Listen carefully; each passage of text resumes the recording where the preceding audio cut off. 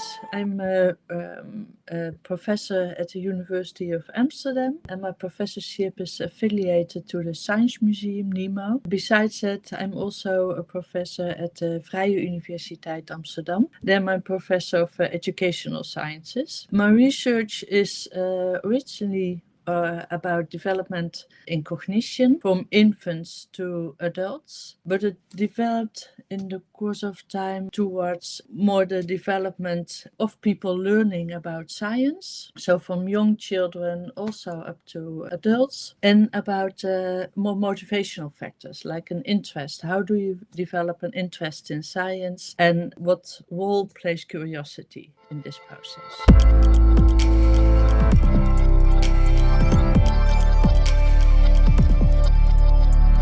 But on a younger age, like kindergarten, you are able to make predictions.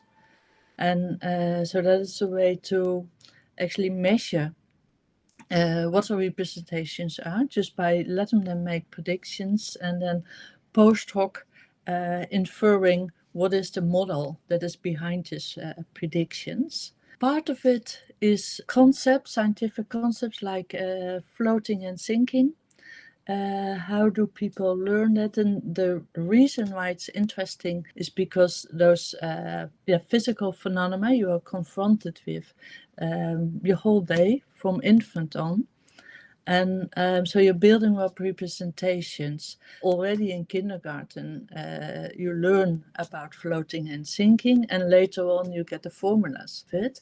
And these are very different sources of information that you have to combine in one representation. So that is a way to actually measure what our representations are, just by letting them make predictions and then post hoc inferring what is the model that is behind these predictions. The choice of materials, educational materials, is crucial in this aspect, such that the variation, in this case of size and weight, is so systematic that your feeling of intuition about what is going to float and sink is related to those dimensions.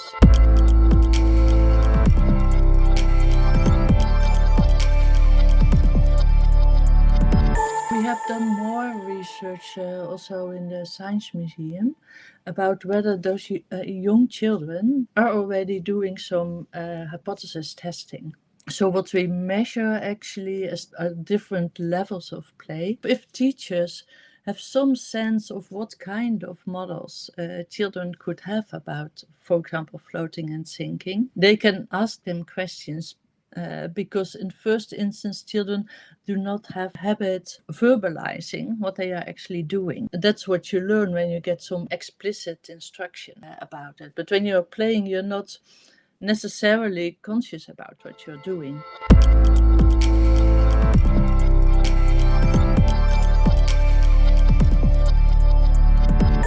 So for interest in science, we research this with data from teenagers, 15, 16 years old, from the PISA data, but also with younger children, and primary school. And so the general idea of interest development, also interest in science, is that there are different aspects to interest. So it's knowledge about the subject. For example, if you learn more about the subject, that makes you happy, that makes you searching for more information, of going into more information that comes across, and then you learn more about the subject, and then you have a circle that is kind of self-sustained and which can continue in itself. And beforehand, we saw that what had a big impact was what we call in the Netherlands the weight factor of a school, which is the social economic status of the background of the parents, that was related largely to their interest in science. And after the Citizen Science project, people find out, okay, I'm really interested, and then They had this behavior and emotions and self-confidence. Everything was strong. But also people find out, oh no, this is not something for me. And then it was also related, but then in a negative sense. And on average, it was not happening so much by the project. But the important thing for us was the background of the children didn't play a role anymore in this interest of children.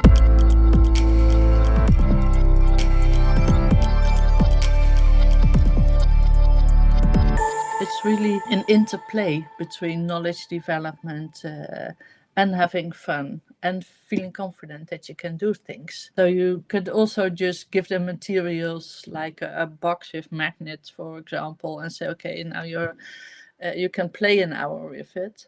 But that doesn't make sense either, because you learn very little from just free play. Asking questions, paying attention about what they are doing. We also participate a little bit in this, and we apply results in our teacher training. So from the start on, we orient to understanding what children already know about the subject and adapting your teaching to those individual differences.